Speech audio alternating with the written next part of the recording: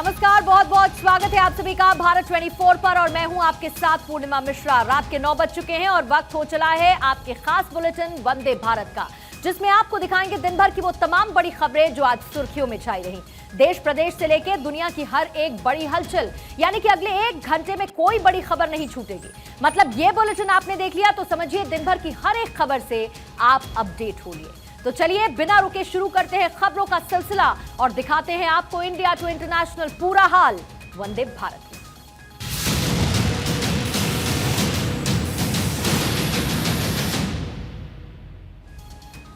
तो वंदे भारत में सबसे पहले बात चुनावी बिसात की, क्योंकि हिमाचल में दोबारा से कमल खिलाने की तैयारी में बीजेपी पूरे दमखम के साथ जुटी हुई है। हिमाचल में 12 नवंबर को मतदान होने हैं और चुनाव प्रचार के आखिरी रण में प्रधानमंत्री मोदी ने शाहपुर और सुजानपुर में जनसभा को संबोधित किया। इस दौरान वो कांग्रेस पर जमकर बरसे।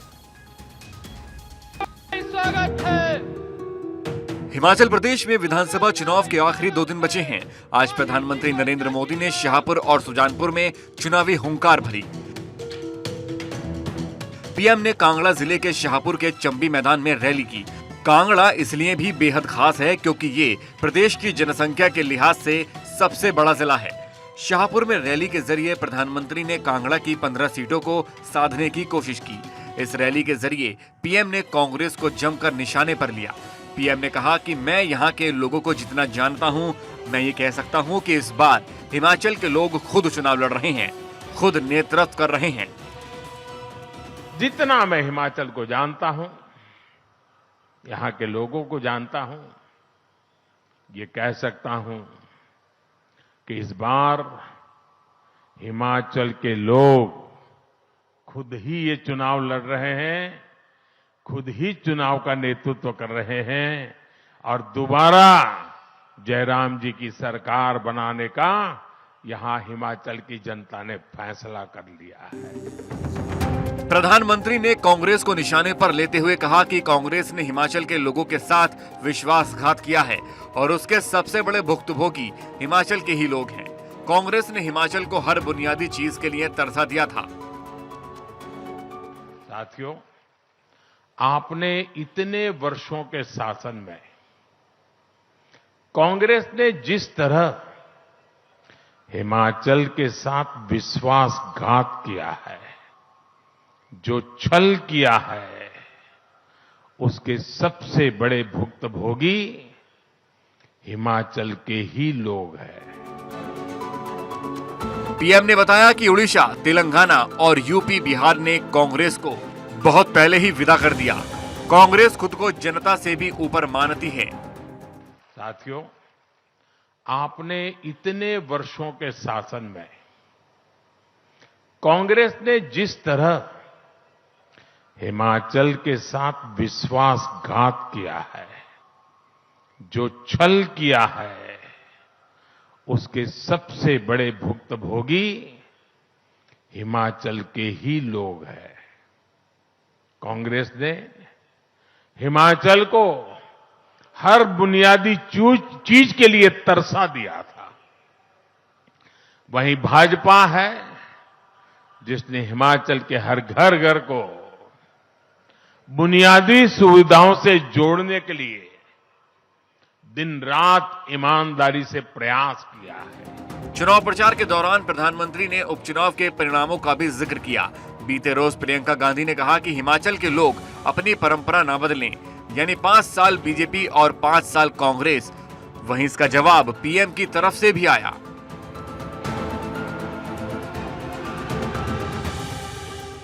हिमाचल के रण में बीजेपी पूरे दमखम के साथ जुटी हुई है। पहाड़ को दोबारा फतह करने के लिए बीजेपी कोई कोर कसर नहीं छोड़ना चाहती, लेकिन देखना होगा कि हिमाचल की जनता इस बार किसे सत्ता के सिंहासन पर बैठाती है।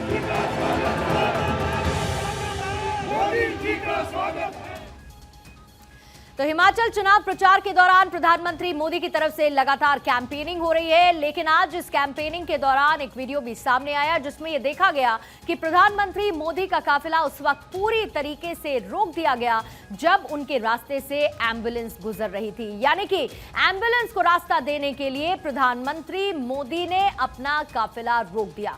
यह वीडियो कांगड़ा के चंबी का है, जब प्रधानमंत्री हमीरपुर की रैली से पहले सभा स्थल की तरफ जा रहे थे।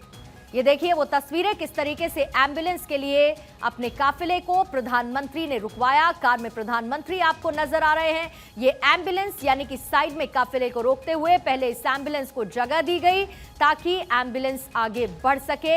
एक बार फिर से प्रधानमंत्री मोदी का ये बड़ा संदेश वीआईपी कल्चर को लेके जो गाहे बगाहे प्रधानमंत्री देते रहते हैं, और आज अपने सभा स्थल पर पहुंचने से पहले जो वो कहते हैं उन्होंने वो करके दिखाया। पहली बार नहीं है जब प्रधानमंत्री मोदी ने किसी एम्बुलेंस को रास्ता देने के लिए अपना काफिला रोका हो। इससे पहले अहमदाबाद में भी प्रधानमंत्री मोदी ने एम्बुलेंस को रास्ता देने के लिए अपना काफिला रुकवा दिया था।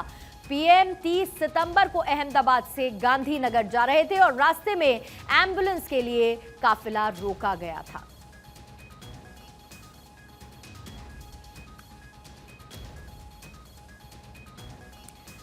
तो हिमाचल प्रदेश में वोटिंग का काउंटडाउन शुरू हो चुका है। 12 नवंबर को वोट डाले जाएंगे और बीजेपी, कांग्रेस और आम आदमी पार्टी समेत सभी राजनीतिक दल जोर आजमाइश करते हुए नजर आ रहे हैं। बीजेपी जहां पर मिशन रिपीट के जरिए रिवाज बदलने की तैयारी में है। रिवाज बदलने की बात का सीधा सीधा मतलब जो हिमाचल में पैटर्न है एंटी इनकम्बेंसी का, उसे बदलने की बात बीजेपी दोहराती आई है, मिशन रिपीट का जिक्र करती आई है। तो वहीं कांग्रेस ने भी सत्ता में आने के लिए अपनी पूरी ताकत झोंक दी है। बीजेपी के प्रचार के लिए प्रधानमंत्री मोदी, अमित शाह, जेपी नड्डा ने मोर्चा संभाला है। इसके साथ ही योगी आदित्यनाथ भी तमाम स्टार कैंपेनर्स को बीजेपी ने हिमाचल की धरती पर उतार दिया ताकि बीजेपी मिशन रिपीट में सफल हो सके। तो कांग्रेस के दिग्गज नेता भी हिमाचल में पूरा जोर लगा रहे हैं। ऐसे में जाहिर है ये सवाल बनता है कि आखिर हिमाचल चुनाव में कौन किस पर भारी पड़ने वाला है। और आइए हम आपको यह भी बता देते हैं कि देवभूमि में आखिर किसे कितनी सीटें मिल सकती हैं। इसके लिए हम आपके लिए लेकर आए हैं हिमाचल चुनाव का महापोल, जिसमें सबसे पहले हम आपको एबीपी सी वोटर का ओपिनियन पोल दिखाने जा रहे हैं। यानी कि एबीपी सी वोटर का ओपिनियन पोल क्या कहता है, उसकी तस्वीरें इस वक्त मेरे सामने आप देख सकते हैं। एक तरफ जहां पर हिमाचल में कुल मिलाकर 68 सीटें हैं, इसमें अगर आप देखेंगे तो बीजेपी को 31 से 39 सीटें एबीपी सी वोटर की तरफ से दी गई हैं। यानी कि इतनी सीटें मिलने का अनुमान एबीपी सी वोटर की तरफ से जताया गया है। यानी कि अगर आप इसे वोट शेयर के लिहाज से समझेंगे तो बीजेपी को 45% वोट शेयर मिलने का अनुमान जताया जा रहा है। यह सबसे हाईएस्ट इस सी वोटर सर्वे में नजर आता है। वहीं दूसरी तरफ अगर आप कांग्रेस की स्थिति देखेंगे, कांग्रेस में अगर आप वोट परसेंटेज देखेंगे तो बहुत ज्यादा अंतर इसमें नहीं है, सिर्फ 1% का अंतर आपको नजर आएगा। यानी कि बीजेपी जहां 45% वोट शेयर मिलने का अनुमान बीजेपी के लिए जताया जा रहा है, तो दूसरी तरफ कांग्रेस को 44% वोट शेयर मिलने का अनुमान जताया जा रहा है। लेकिन सीटों के लिहाज से अगर आप देखेंगे तो 29 से 37 सीटें कांग्रेस को मिल सकती हैं। इस तरीके का अनुमान एबीपी सी वोटर के इस सर्वे में जताया गया है, विच बिकम्स 44%। अब इसके साथ ही एक तरफ आम आदमी पार्टी की तरफ से भी अपने दावे किए जा रहे हैं, इसीलिए इस सर्वे में आम आदमी पार्टी को भी एबीपी सी वोटर ने शामिल किया है। लेकिन अगर आप इसमें सीट के लिहाज से देखेंगे तो बहुत ज्यादा आम आदमी पार्टी को इसमें सफलता मिलती हुई नजर नहीं आ रही है। यानी कि 0 से 1 सीट मिलने का अनुमान, महज 1 सीट तक शायद हासिल कर पाएगी आम आदमी पार्टी हिमाचल चुनाव में, जहां पर वो जीत का दम भर रही है, जहां पर तमाम वादे उसकी तरफ से किए जा चुके हैं। और अगर इसे आप वोट परसेंटेज के हिसाब से देखेंगे तो वो है सिर्फ 3%। यानी कि अगर कांटे की टक्कर इस सर्वे के हिसाब से देखने को मिलती है तो वो सीधी टक्कर बीजेपी और कांग्रेस के बीच में नजर आती है। किसी भी तरीके से आम आदमी पार्टी का जादू कम से कम हिमाचल में चलता हुआ एबीपी सी वोटर के सर्वे के हिसाब से नजर नहीं आता है। वहीं दूसरी तरफ अन्य को 3 सीट तक मिल सकती है, इस तरीके का अनुमान जताया गया है। यानी कि अगर आम आदमी पार्टी के तुलना में अगर आप देखेंगे अन्य को, तो अन्य का प्रदर्शन ज्यादा अच्छा नजर आता है। 8% वोट परसेंटेज मिल सकता है अन्य को, जिसमें बताया जा रहा है कि 3 तक सीटें मिल सकती हैं। यह है एबीपी सी वोटर का सर्वे, कुल मिलाकर 68 सीटों के लिए। लेकिन सिर्फ हम एबीपी और सी वोटर के सर्वे की बात नहीं करने वाले हैं, इसके साथ ही हम आपको इंडिया टीवी और मैटराइज का जो ओपिनियन पोल सामने आया है वो भी हम आपको दिखा रहे हैं, और इसीलिए हिमाचल चुनाव का महापोल हमने इसे नाम दिया है। इसमें अगर आप देखेंगे तो बीजेपी की स्थिति लगभग कुछ 19-20 के हिसाब से एबीपी सी वोटर के तुलना में नजर आती है, और यह है इंडिया टीवी और मैटराइज का सर्वे, जिसमें बीजेपी को 38 से 41 सीटें मिलने का अनुमान है। अगर आप इसे परसेंटेज के हिसाब से, वोट शेयर के हिसाब से आप इसका अनुमान देखेंगे तो वो है 49% का। वहीं अगर आप कांग्रेस को देखेंगे तो 24 से 29 सीटें, बीजेपी से बहुत कम सीटें यहां पर देखने को कांग्रेस को मिल रही हैं, और इसका जो वोट परसेंटेज है वो भी काफी घट जाता है। सीधे 49% से 42% तक कांग्रेस का वोट शेयर अनुमानित किया जा रहा है इंडिया टीवी और मैटराइज के सर्वे के हिसाब से। यानी कि कड़ी टक्कर तो दोनों के बीच में नजर आती है। इसमें बाकी पार्टीज की तरफ से भी एंट्री की कोशिश की गई है, लेकिन यहां पर आम आदमी पार्टी है ही नहीं।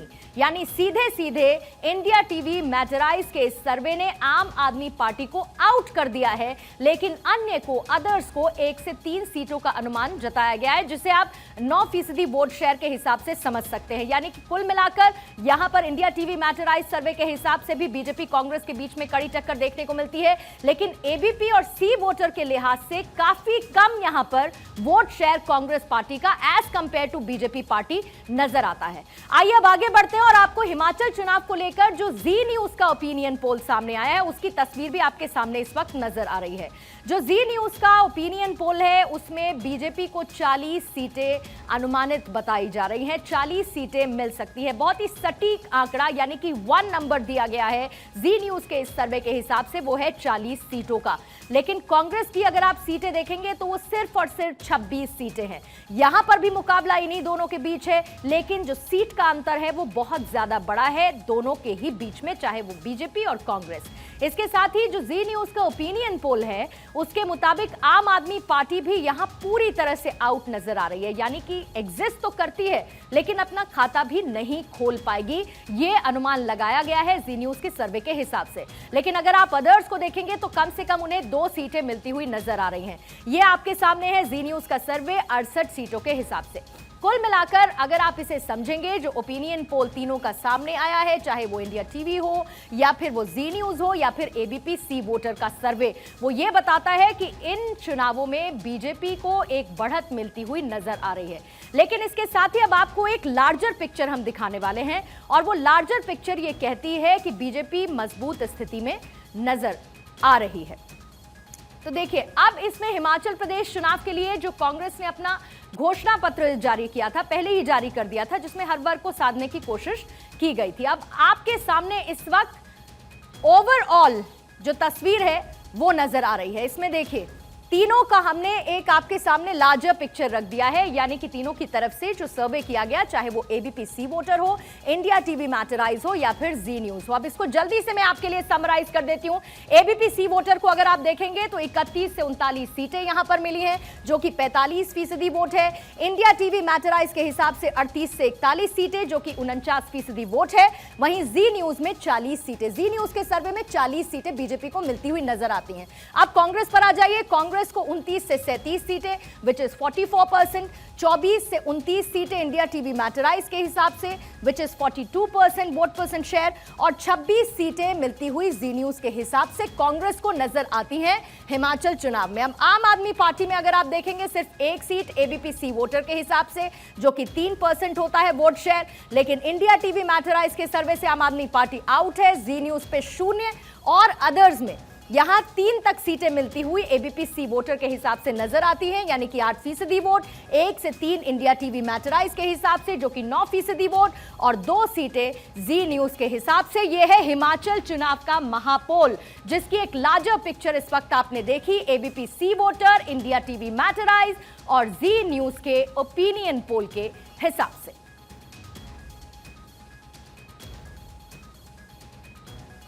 इधर हिमाचल प्रदेश चुनाव के लिए कांग्रेस ने अपना घोषणा पत्र जो पहले ही जारी कर दिया था, उसमें हर वर्ग को साधने की कोशिश की गई थी। वहीं कांग्रेस का महिलाओं पर विशेष ध्यान है, जिसको लेकर राहुल गांधी लगातार ट्वीट करते रहे हैं। घोषणा पत्र में महिलाओं को 1500 रुपए हर महीने देने वाले वादे को लेकर उनकी तरफ से ट्वीट किया गया। ये ट्वीट इस वक्त आपको स्क्रीन पर नजर आ रहा है, जिसमें वो ये कहते हैं कि हिमाचल प्रदेश की महिलाओं को हर महीने 1500 रुपए मिलेंगे उनके खाते में। यह है कांग्रेस की हर घर लक्ष्मी गारंटी के तहत दे जाने वाली रकम। राहुल गांधी ने बीजेपी पर हमला बोलते हुए आगे यह भी लिखा है कि यह बीजेपी की तरह झूठा वादा नहीं है, कांग्रेस का सच्चा वचन है, जो कहते हैं पूरा करते हैं।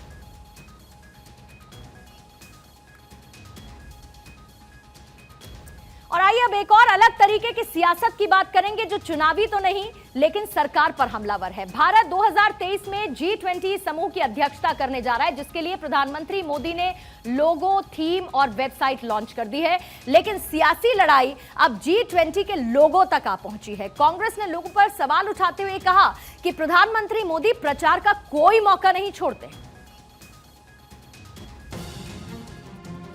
G20 के लोगों में कमल का फूल होने पर सियासत शुरू हो गई है। कांग्रेस नेता जयराम रमेश ने सवाल उठाते हुए पीएम मोदी पर हमला बोला है। जयराम रमेश ने ट्वीट करते हुए कहा है कि पीएम प्रचार करने का कोई भी मौका नहीं छोड़ते। अपने ट्वीट में जयराम रमेश ने कहा कि 70 साल पहले जवाहरलाल नेहरू ने कांग्रेस के झंडे को भारत का झंडा बनाने के प्रस्ताव को खारिज कर दिया था। अब भारत के G20 के अध्यक्ष पद के लिए बीजेपी का चुनाव चिन्ह आधिकारिक लोगो बन गया है। जयराम रमेश के ट्वीट पर बीजेपी ने भी पलटवार किया है। आज कांग्रेस पार्टी ने फिर से एक बार अपने निचले स्तर की राजनीति का प्रमाण दिया है और किस प्रकार से एक पार्टी और एक व्यक्ति का विरोध करते करते देश विरोध में उतर आती है कांग्रेस, इसका परिचायक दिया है। ये वही कांग्रेस पार्टी है जो मोदी विरोध करते करते देश की सेना का, देश के लोकतंत्र का, देश के संस्थाओं का विदेशी धरती पर जाकर विरोध करती है। और आज कमल का फूल जो तिरंगे में G20 के लोगों के रूप में इस्तेमाल किया गया है और जिसका अनावरण प्रधानमंत्री जी ने किया है, वो भारत का राष्ट्रीय फूल है। बता दें कि भारत G20 समूह की अध्यक्षता करने के लिए तैयार है और कल ही पीएम मोदी ने G20 अध्यक्षता के लिए लोगो, थीम और वेबसाइट का अनावरण किया है।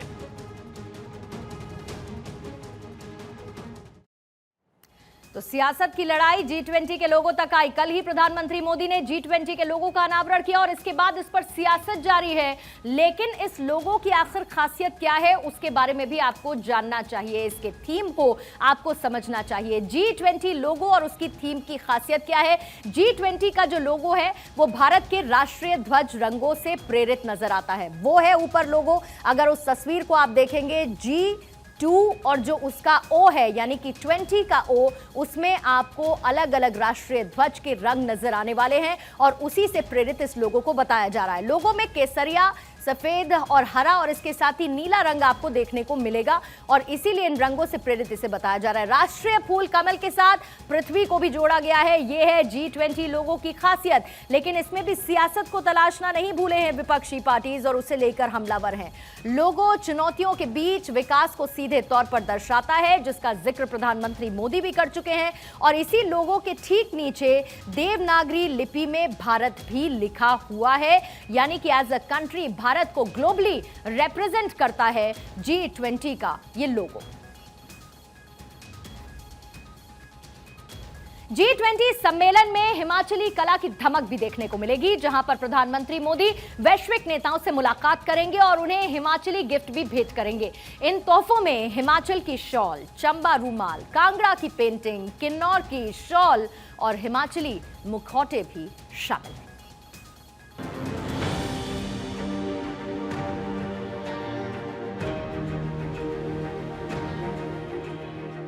अगले सप्ताह इंडोनेशिया में होने वाले G20 शिखर सम्मेलन में हिमाचल प्रदेश की कलाकृतियों का भी जलवा दिखेगा। प्रधानमंत्री नरेंद्र मोदी इस सम्मेलन में वैश्विक नेताओं को हिमाचल प्रदेश की विभिन्न कलाकृतियों को उपहार में देंगे। इस सम्मेलन में ही G20 के नए अध्यक्ष के रूप में भारत के नाम की औपचारिक घोषणा की जाएगी। दरअसल प्रधानमंत्री नरेंद्र मोदी अगले हफ्ते शुरू हो रहे G20 शिखर सम्मेलन में शामिल होने के लिए इंडोनेशिया के दौरे पर जाएंगे। भारत 1 दिसंबर को मौजूदा अध्यक्ष इंडोनेशिया से शक्तिशाली समूह G20 की अध्यक्षता ग्रहण करेगा। इस मौके पर पीएम मोदी भारत की तरफ से दुनिया भर के नेताओं को भेंट देंगे। पीएम मोदी की इस कवायद के पीछे दुनिया भर में हिमाचल की कला और संस्कृति को बढ़ावा देना है। इस सम्मेलन में भाग लेने वाले दुनिया भर के नेताओं को पीएम मोदी की तरफ से भेंट दिए जाने वाले उपहारों में चंबा रुमाल, कांगड़ा लघु पेंटिंग, किन्नौरी शॉल, हिमाचली मुखटे, कुल्लू शॉल और कनाल ब्रास सेट शामिल है। सरकार का मानना है कि इस भेंट के जरिए भारत और हिमाचल प्रदेश की संस्कृति संयुक्त राज्य अमेरिका, रूस, जापान, ब्राजील, संयुक्त अरब अमीरात, नीदरलैंड और स्पेन सहित कई देशों में दूर दूर तक जाएगी। G20 समूह दुनिया की प्रमुख विकसित और विकासशील अर्थव्यवस्थाओं का एक अंतर सरकारी मंच है। इसमें अर्जेंटीना, ऑस्ट्रेलिया, ब्राजील, कनाडा, चीन, France, Germany, Bharat, Indonesia, Italy, Japan, Korea गणराज्य, मैक्सिको, रूस, सऊदी अरब, दक्षिण अफ्रीका, तुर्की, यूनाइटेड किंगडम, अमेरिका और यूरोपीय संघ शामिल हैं। इससे पहले मंगलवार को वीडियो कॉन्फ्रेंसिंग के माध्यम से पीएम मोदी ने भारत के G20 प्रेसिडेंसी के लोगो, थीम और वेबसाइट का अनावरण भी किया था।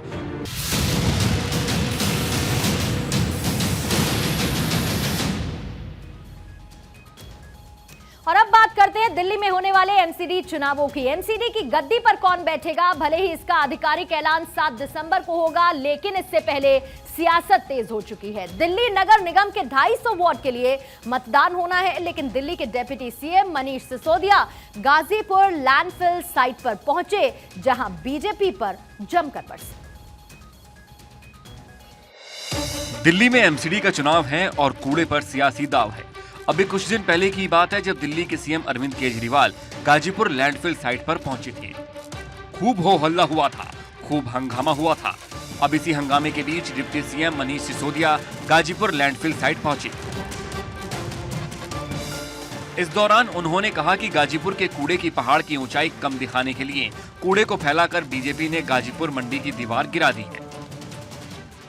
नहीं, इसको यहाँ इस तरह की चीजों को तो मैं अभी बंद कराने का लिखूंगा। मुझे लग रहा है जिस तरह से ये इस कूड़े को फैलाने का काम अभी भी चल रहा है, ये तो अभी भी बंद होना चाहिए। बिल्कुल नहीं होनी चाहिए। भारतीय जनता पार्टी के शासन में क्या हो रहा है, आप भी बताइए जरा दो लोगों को। सिसोदिया ने बताया कि बीजेपी के पास कूड़े को लेकर कोई प्लान नहीं है। लैंडफिल साइट पर कूड़े का काम फैलाना गलत है। वहीं सिसोदिया ने भारत 24 से बातचीत के दौरान आम आदमी पार्टी का प्लान भी बताया। दिल्ली के उप मुख्यमंत्री मनीष सिसोदिया गाजीपुर लैंडफिल साइट पर पहुंचे। मनीष जी, गाजीपुर लैंडफिल साइट पर कूड़े का पहाड़ देखने पहुंचे। आप खुद ही देख रहे हैं, यहाँ पे दिखाओ लोगों को कि किस तरह से भारतीय जनता पार्टी ने ये दिखाने के लिए कि ऊंचाई कम हो रही है, आसपास के पूरे इलाके में कूड़ा भर दिया है। सर, लेकिन जिस तरीके से आप करो कूड़े का पहाड़ हम कम करेंगे, क्या योजना होगा, किस तरीके से कम कर पाओगे? क्या आज की तारीख में टेक्नोलॉजी है, ईमानदारी से काम करो, विजन से काम करो तो सारे सॉल्यूशन है। कोई टाइम बाउंड अगर किस तरीके की बीजेपी कह रही है, हमने अगले चुनाव से पहले कर देंगे। ठीक। दिल्ली में नगर निगम चुनाव की तारीखों का ऐलान हो चुका है। आम आदमी पार्टी निगम की सत्ता में काबिज बीजेपी को कूड़े के पहाड़ पर घेर रही है। वहीं दूसरी ओर महाठग सुकेश चंद्रशेखर के पत्र को लेकर बीजेपी आम आदमी पार्टी पर हमलावर है। तो एमसीडी का चुनाव इस बार बहुत दिलचस्प होता जा रहा है। बीजेपी कहती है खुद को ईमानदार बताने वाले भ्रष्टाचार में लिप्त हैं, तो दूसरी तरफ आम आदमी पार्टी कहती है कि सिर्फ बातें की जाती हैं लेकिन वादों को पूरा नहीं किया जाता। यानी कि बीजेपी और आम आदमी पार्टी में वार पलटवार लगातार जारी है। आइए उन मुद्दों पर भी एक एक नजर डाल लेते हैं जिन्हें लेकर इस वक्त सियासत चरम पर है, और ये हैं एमसीडी चुनाव के बड़े मुद्दे, जिसमें सबसे पहला मुद्दा है वो है भ्रष्टाचार। एक तरफ जहां पर आम आदमी पार्टी खुद को सच्चा देशभक्त पार्टी बताती है, तो दूसरी तरफ बीजेपी लगातार आम आदमी पार्टी पर भ्रष्टाचार का आरोप लगाती है। हाल ही में महाठग सुकेश चंद्रशेखर के लेटर बम ने केजरीवाल सरकार पर भ्रष्टाचार का तमगा लगा दिया था। वहीं दूसरी ओर शराब घोटाले के मामले भी एमसीडी चुनाव में हावी नजर आए। दूसरा जो सबसे बड़ा मुद्दा है वो है यमुना की सफाई, यानी कि बीजेपी यमुना में बढ़ते प्रदूषण को लेकर केजरीवाल सरकार पर निशाना साधती है। और तीसरा बड़ा मुद्दा जो इस वक्त दिल्ली में भी और एनसीआर में मौजूद नजर आता है वो है प्रदूषण संकट। यानी दिल्ली की हवा जहरीली हो चुकी है और इसी मुद्दे को लेकर बीजेपी लगातार केजरीवाल सरकार पर हमलावर है।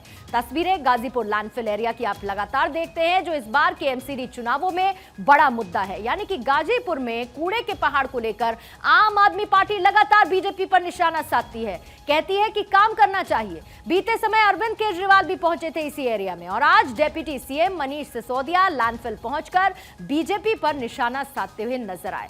लेकिन एक और बड़ा मुद्दा जिसमें बीजेपी बाजी मारती हुई नजर आई वो है झुग्गी झोपड़ी को लेकर। आपको याद होगा कुछ दिन पहले प्रधानमंत्री नरेंद्र मोदी कालकाजी में in situ slum rehabilitation project के तहत झुग्गी वासियों के लिए बनाए गए 3024 ईडब्ल्यूए फ्लैट्स का उद्घाटन करने के लिए पहुंचे थे। एमसीडी के चुनाव में यह भी एक बड़ा मुद्दा है। जो एक और इंपॉर्टेंट मैटर है वो है ट्रांसपोर्टेशन का, क्योंकि दिल्ली में ट्रांसपोर्टेशन को लेकर सियासत खूब तेज है। इस बार के चुनाव में इसका असर भी साफ देखा जा सकता है। इसके अलावा पीने के पानी का मुद्दा, क्योंकि आज जब deputy CM Manish Sisodia Ghazipur landfill पहुंचे तो उन्होंने कहा कि कूड़े की वजह से लोगों को पीने का पानी साफ नहीं मिलता, पानी दूषित है। दिल्ली में पीने के पानी की समस्या इस बार हावी रहने वाली है और स्वास्थ्य सुविधाएं, इस मुद्दे को नहीं भूलेगी दिल्ली की जनता, क्योंकि केजरीवाल सरकार मोहल्ला क्लिनिक खोलकर हर मोहल्ले में स्वास्थ्य सुविधाएं पहुंचाने की बात करते आए हैं, लेकिन बीजेपी कई बार इसे एक्सपोज करती रही है। दूसरा, कर्मचारियों का वेतन, एक और बड़ा मुद्दा एमसीडी चुनाव को लेके। इससे पहले ही टीचर्स की सैलरी का मुद्दा बड़ा बनकर आया था। वेतन न मिलने से टीचर्स में काफी नाराजगी है। पूर्वी दिल्ली नगर निगम के शिक्षकों को पिछले 4 महीने से सैलरी नहीं मिली है और उनके लाखों रुपए के एरियर्स भी बकाया है। मुद्दों की फहरिस्त खत्म नहीं होती है। कॉन्ट्रैक्ट कर्मचारी, काम करने वाले कर्मचारी परमानेंट नौकरी की मांग कर रहे हैं, लेकिन कॉन्ट्रैक्ट पर कर्मचारियों को रखा जा रहा है, जिसके बाद उनमें नाराजगी भी बनी हुई है। यानी कि इन तमाम मुद्दों के साथ दिल्ली एमसीडी का चुनाव इस बार एक अलग दिशा में जाता हुआ नजर आ रहा है। सिर्फ बयानबाजी नहीं, मुद्दे भी इस बार के चुनाव में हावी रहने वाले हैं। दिल्ली नगर निगम ने राजधानी में 3 दिन के भीतर 4 लाख से अधिक अवैध बैनर, पोस्टर, होर्डिंग हटाए और निगम का पोस्टर बैनर हटाने का अभियान तेजी से लगातार जारी है।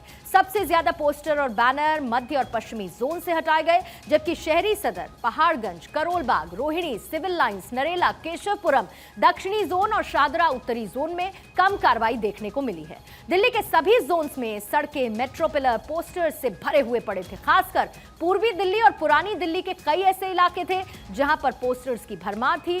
तो निर्वाचन आयोग के निर्देश के मुताबिक पुलिस भी पोस्टर बैनर लगाने वालों के खिलाफ एफआईआर दर्ज कर अपनी तरफ से कार्रवाई कर रही है।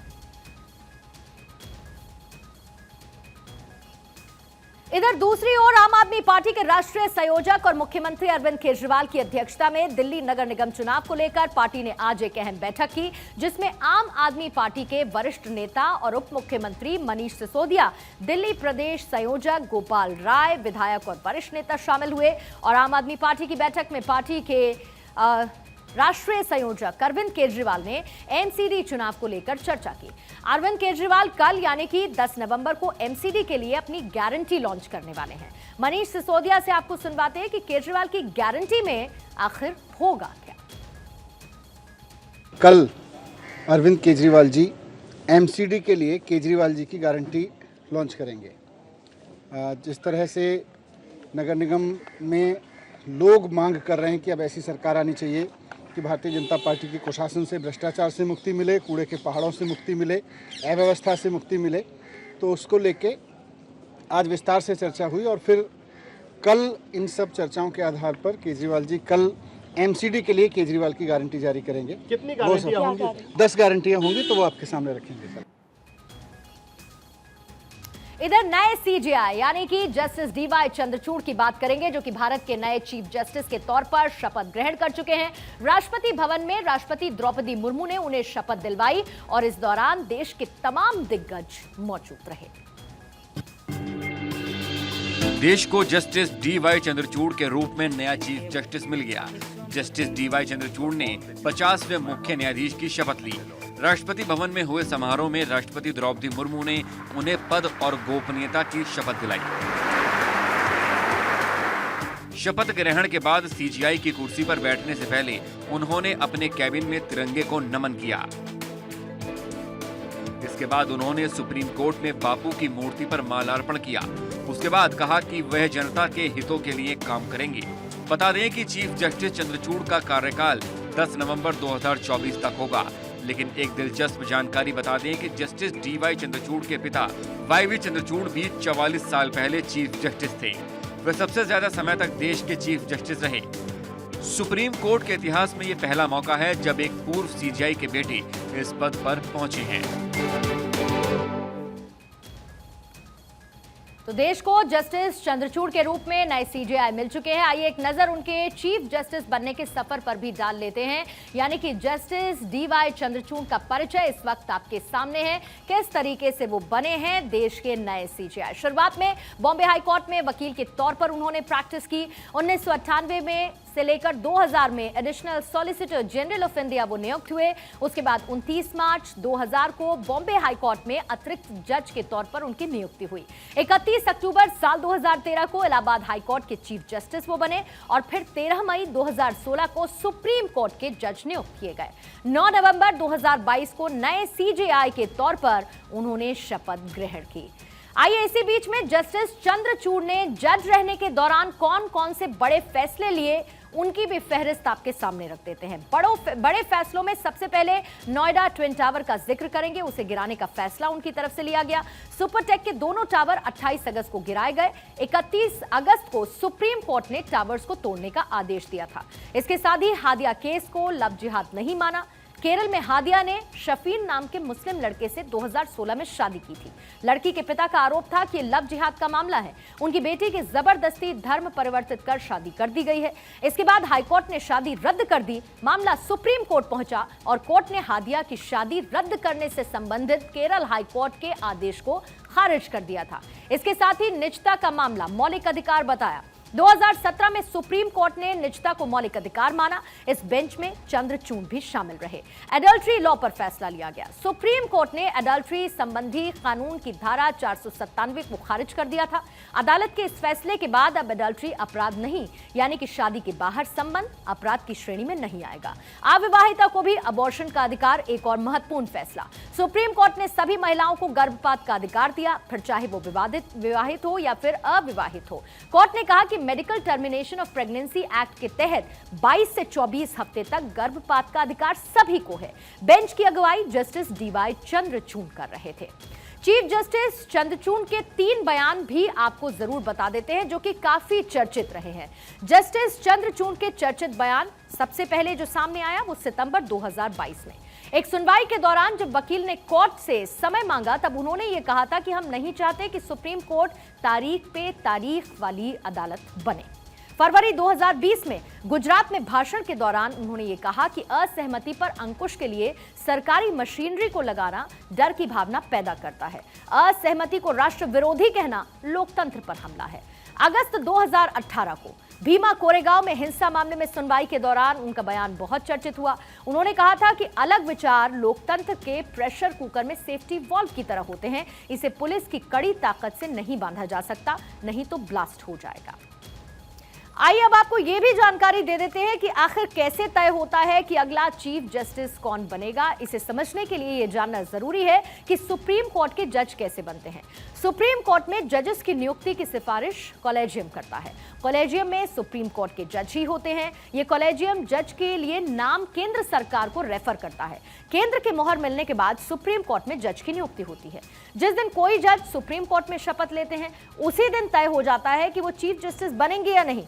कई बार तो एक ही दिन शपथ लेने वाले 2 जजेस में ही सीनियर और जूनियर हो जाते हैं। ये सिर्फ 2-3 मिनट की बात होती है। उदाहरण के लिए जस्टिस दीपक मिश्रा और जस्टिस चेलमेश्वर ने एक ही दिन सुप्रीम कोर्ट में शपथ ली, लेकिन पहले शपथ लेने की वजह से जस्टिस दीपक मिश्रा सीनियर हुए और चीफ जस्टिस बने। हालांकि एक ही दिन कई जजेस का शपथ ग्रहण हो, कौन कौन से जज किस क्रम में शपथ लेंगे, यह भी वरिष्ठता क्रम से ही तय होता है, यानी कि सीनियरिटी के लिहाज से। अभी चीफ जस्टिस के पद पर आने वाले जजेस में 2027 तक का तो शेड्यूल तय है। जस्टिस चंद्रचूड़ 9 नवंबर 2022 से 10 नवंबर 2024 यानी कि पूरे 2 साल तक चीफ जस्टिस रहेंगे। जस्टिस चंद्रचूड़ के बाद जस्टिस संजीव खन्ना 11 नवंबर 2024 से 13 मई 2025 तक चीफ जस्टिस रहेंगे। वहीं जस्टिस संजीव खन्ना के चाचा जस्टिस HR खन्ना भी सुप्रीम कोर्ट में सीनियर मोस्ट जज थे, लेकिन कहा यह जाता है कि तत्कालीन प्रधानमंत्री इंदिरा गांधी ने उन्हें चीफ जस्टिस नियुक्त नहीं किया, जिससे नाराज होकर उन्होंने इस्तीफा दे दिया था।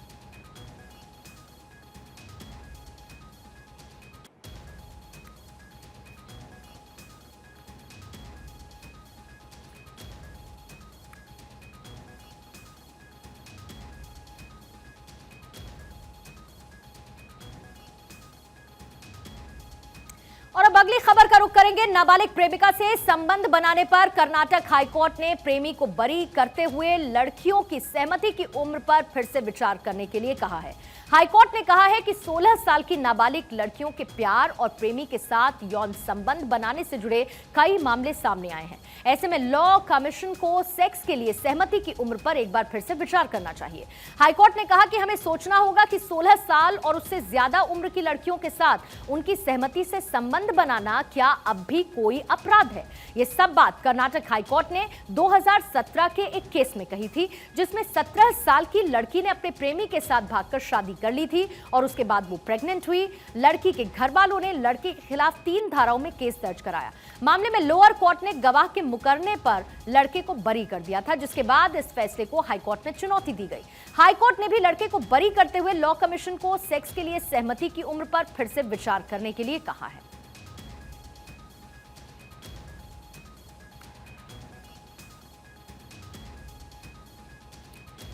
तो भारत में 18 साल से कम उम्र की लड़की को कानूनी तौर पर नाबालिग माना जाता है और यही वजह है कि 18 साल से कम उम्र की लड़की से शादी करना कानूनी अपराध है। लेकिन कर्नाटक वाले केस में लड़की की उम्र 17 साल थी, जिसकी वजह से लड़के पर पॉक्सो एक्ट के तहत केस दर्ज हुआ था, लेकिन हाई कोर्ट ने लड़के को बरी कर दिया। केस में मुस्लिम पर्सनल लॉ का हवाला दिया गया, यानी कि हर धर्म में शादी की अलग अलग उम्र है। आइए आपको यह भी बता देते हैं कि कौन से धर्म में शादी की उम्र का जिक्र क्या क्या किया गया है। जैसे कि Hindu marriage act. Hindu marriage act के तहत हिंदू, जैन, बौद्ध और सिख धर्म की शादियां होती हैं, जिनके मुताबिक शादी के लिए लड़की की उम्र कम से कम 18 साल और लड़के की उम्र 21 साल होनी चाहिए। इसके अलावा सिखों की शादी आनंद कारज विवाह अधिनियम के तहत भी होती है। इसमें भी लड़की बालिग यानी कि 18 साल की होनी चाहिए। अब बात क्रिश्चियन मैरिज एक्ट की करेंगे। इस कानून के मुताबिक भी लड़की की शादी की उम्र 18 साल, लड़के की 21 साल रखी गई। इधर मुस्लिम पर्सनल लॉ बोर्ड, यहां पर मुस्लिम लड़के लड़कियों की शादी मुस्लिम पर्सनल लॉ के हिसाब से होती है, जिसके लिए संसद से कोई कानून नहीं बना है। इसमें प्यूबर्टी के बाद ही लड़कियां बालिग मान ली जाती हैं। वहीं स्पेशल मैरिज एक्ट, इस कानून के तहत किसी भी धर्म के लोग अपनी शादी रजिस्टर करा सकते हैं, लेकिन लड़की की उम्र 18 साल और लड़के की उम्र 21 साल होनी चाहिए। कर्नाटक हाईकोर्ट की टिप्पणी के बाद लड़कियों की यौन सहमति की उम्र को लेकर देश में एक नई बहस छिड़ चुकी है। दुनिया भर में यौन सहमति की एवरेज एज 16 साल है। आपको यह भी बता देते हैं कि लड़कियों की उम्र किस देश में कितनी है, यानी कि अलग अलग देशों में इसकी तस्वीर अलग नजर आती है। जैसे कि भारत में यह 18 साल है, पाकिस्तान में भी यही उम्र है, इसके साथ ही यूके में यह उम्र 16 साल की है, अमेरिका में 16 साल, कुछ राज्य इसमें एक्सेप्शनल हैं, ऑस्ट्रेलिया में भी 16 साल है और यहां पर भी कुछ स्टेट्स में एक्सेप्शनल है। फ्रांस में 15 साल, चीन में 14 साल, जापान में 13 साल, उरुग्वे में 13 साल। ये अलग अलग उम्र की सीमा नजर आती है और इस मामले में एक बड़ी टिप्पणी सामने कोर्ट की तरफ से आई है। अगली खबर का रुख करेंगे। देश की आंतरिक और बाहरी सुरक्षा को लेकर केंद्रीय गृह मंत्री अमित शाह ने इंटेलिजेंस ब्यूरो के अधिकारियों के साथ एक बैठक की, जिसमें तमाम मुद्दों पर चर्चा की गई। राज्यों के साथ साथ सामंजस्य बनाकर सुरक्षा को और पुख्ता करने की रणनीति पर मंथन किया गया। केंद्रीय गृह मंत्री अमित शाह ने इंटेलिजेंस ब्यूरो के अधिकारियों के साथ एक अहम बैठक की। बैठक में देश की आंतरिक सुरक्षा, आतंकवाद, नार्को आतंकवाद समेत केंद्र और राज्य की एजेंसियों के बीच आपसी सामंजस्य को लेकर चर्चा की गई। बैठक में केंद्रीय गृह मंत्री अमित शाह ने आईबी अधिकारियों के साथ सुरक्षा से जुड़े मुद्दों को लेकर समीक्षा की। इस बैठक में केंद्रीय गृह सचिव अजय भल्ला और आईबी प्रमुख तपन डेका मौजूद रहे। साथ ही देश भर के वरिष्ठ आईबी अधिकारी भी बैठक में शामिल हुए। बैठक में खुफिया जानकारी जुटाने के तंत्र को और ज्यादा बेहतर बनाने पर खास जोर दिया गया। केंद्रीय गृह मंत्री अमित शाह आतंकवाद पर सर्जिकल स्ट्राइक के लिए गुप्त मिशन पर काम कर रहे हैं। आज अमित शाह ने आईबी के अधिकारियों के साथ 6 घंटे तक लगातार मैराथन बैठक कर आंतरिक सुरक्षा और आतंकवाद की कमर तोड़ने के लिए गुप्त मिशन पर जो एजेंडे थे उसको सामने साझा किया। साफ तौर पर है कि आतंकवाद और आंतरिक सुरक्षा अमित शाह के लिए हमेशा से सर्वोपरि रहा है और जिस तरह से अधिकारियों के एजेंडे सेट किए गए हैं, साफ तौर पर है कि आने वाले समय में कुछ बड़ा देखने को मिल सकता है। तो एक तरफ दुनिया कैशलेस हो रही है, वहीं महंगाई की मार झेल रहे ब्रिटेन के लोग एक बार फिर कैश की तरफ रुख कर रहे हैं। बढ़ती महंगाई में खर्च कम करने के लिए लोग कैश का इस्तेमाल कर रहे हैं। लोगों का यह कहना है कि ऑनलाइन पेमेंट से खर्च का एहसास नहीं होता और जरूरत से ज्यादा खर्च हो जाता है, जबकि कैश यानी कि नोट में खर्च करना होता है तो यह महसूस हो पाता है कि पैसे घट रहे हैं। अगस्त महीने में ब्रिटेन के पोस्ट ऑफिस ने 9,000 करोड़ कैश लेन देन किया था, जो अब तक एक महीने में कैश के लिए किया गया सबसे बड़ा ट्रांजैक्शन है। अनुमान यह है कि आने वाले समय में भी लोगों का रुझान कैश की तरफ और ज्यादा बढ़ सकता है।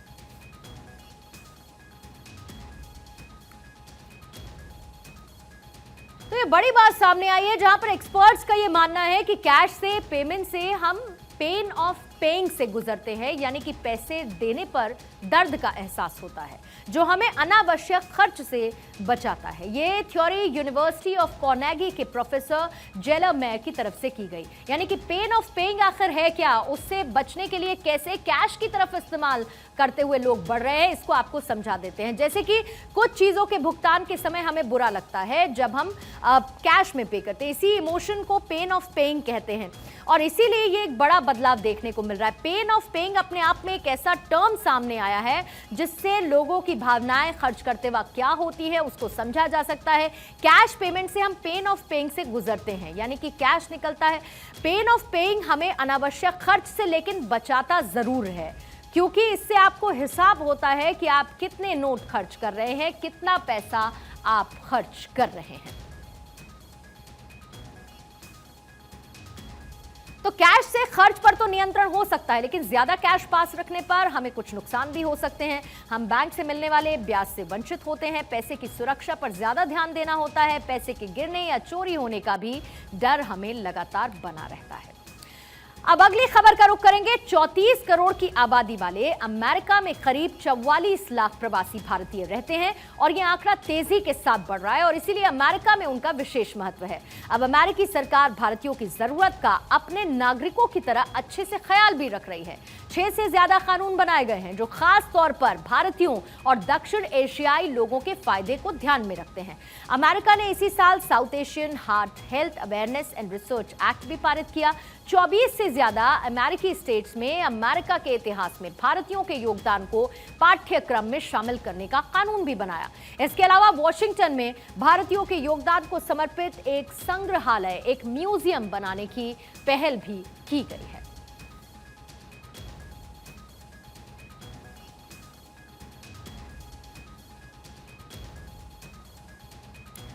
तो अमेरिका में भारतीय प्रवासियों के लिए 6 से ज्यादा नियम बने हैं जिनमें तमाम जरूरतों को शामिल किया गया है। वो कौन से नियम हैं आपको बता देते हैं, जो ये कह सकता है जिसके आधार पर कि अमेरिका में भारतीयों का बोलबाला है। जैसे कि उनकी सेहत का ख्याल रखा जा रहा है, भारतीयों की सेहत का विशेष ध्यान रखा जा रहा है और इसके लिए heart health awareness and research act पारित किया गया, जिसके तहत हार्ट डिजीज से बचने के लिए जागरूकता अभियान भी चलाया जा रहा है। भारतीय अमेरिकी लोगों के हार्ट डिजीज को लेकर रिसर्च भी होगी।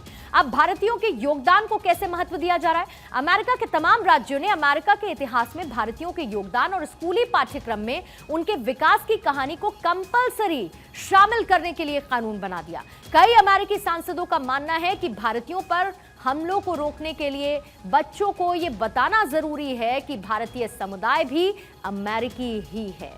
तीसरा बड़ा नियम, भारतीयों की संस्कृति का सम्मान। जो बाइडेन सरकार ने national museum of Asian and Pacific American history and culture बनाने के लिए कानून बनाया। ये कदम भारतीय अमेरिकन के इतिहास और संस्कृति को मान्यता देने के लिए उठाया गया कदम है। इस कानून पर जो बाइडेन जब हस्ताक्षर कर रहे थे तब भारतीय मूल की अमेरिकी उपराष्ट्रपति कमला हैरिस ने कहा था कि इतिहास को सिखाए जाने से ये समझने में मदद मिलेगी कि हम कहां से आए हैं और कौन है। म्यूजियम भारत की कहानी भी बताएगा। और आइए अब अगली खबर का रुख करेंगे। ताइवान से तनाव के बीच चीन के राष्ट्रपति शी जिनपिंग ने ऐलान कर दिया कि अपने लक्ष्य को हासिल करने के लिए वो युद्ध के लिए भी तैयार हैं। जिनपिंग ने कहा कि वो अपने हर लक्ष्य को हासिल करने के लिए सेना को मजबूत करेंगे। जिनपिंग के इस बयान के बाद ऐसा माना जा रहा है कि चीन ताइवान को किसी भी कीमत पर छोड़ेगा नहीं। चीन के राष्ट्रपति शी जिनपिंग ने साफ कर दिया है कि देश की सुरक्षा अस्थिर होती जा रही है और बहुत ही अनिश्चित है। ऐसे में चीन का एकमात्र लक्ष्य खुद को युद्ध के लिए तैयार करना है। चीन के मीडिया हाउसेस ने जिनपिंग के हवाले से कहा है कि चीन अब अपनी मिलिट्री का विस्तार करने में लगा है ताकि देश किसी भी युद्ध के लिए तैयार रहे। जिनपिंग ने पिछले ही महीने मिलिट्री के तुरंत विकास की बात कही थी। इसके बाद ही उन्होंने अब ये चेतावनी दी है। जिनपिंग के युद्ध के लिए तैयार रहने वाले ऐलान ने दुनिया की चिंता बढ़ा दी है। उनके इस बयान से आशंका जताई जा रही है कि चीन ताइवान पर हमला कर सकता है, जिस पर वह अपना दावा करता है। दुनिया की दूसरे नंबर की आर्थिक महाशक्ति और सबसे बड़ी सेना वाला चीन बार बार ताइवान को जबरन अपनी सीमा में मिलाने की धमकी देता है। पिछले ही महीने चीन की कम्युनिस्ट पार्टी ने अपने संविधान में ताइवान की आजादी और एक देश दो प्रणालियों की नीति को दृढ़ता से लागू करने का विरोध किया था। और अब बात करते हैं रूस यूक्रेन वॉर की, जिसके 9 महीने हो चुके हैं और इसके साथ ही इस युद्ध के चैप्टर 9 का भी एक खुलासा हुआ है, जो कि यूक्रेन का विंटर प्लान है। एक रूसी अधिकारी ने दावा यह किया है कि यूक्रेन ने अब अपनी रणनीति बदल दी है, जिसके बाद अब वो रूस पर भारी पड़ने लगा है। रूस यूक्रेन की जंग में यूक्रेन के विंटर प्लान का पता चला है। यही प्लान रूस को पीछे धकेलने में यूक्रेन की मदद कर रहा है। रूस को यूक्रेन से अब मुंहतोड़ जवाब मिल रहा है। अमेरिका और पश्चिम देशों से मिल रही मदद के बाद अब यूक्रेन रूस पर भारी पड़ता दिख रहा है। एक रूसी सैन्य अधिकारी ने दावा किया है कि यूक्रेन ने रूस के 17 सैन्य ठिकानों पर हमला किया है, जिसमें सेना को भारी क्षति हुई है। यूक्रेन के इन हमलों में 5 रूसी कमांड पोस्ट ध्वस्त हो गए हैं। इसके अलावा लुहांस्क और डोनेट्स में गोला बारूद डिपो को भी उड़ाया गया है। सैन्य अधिकारी के मुताबिक इन हमलों की खास बात यह है कि ये पूरी योजना बनाकर एक साथ किए गए हैं।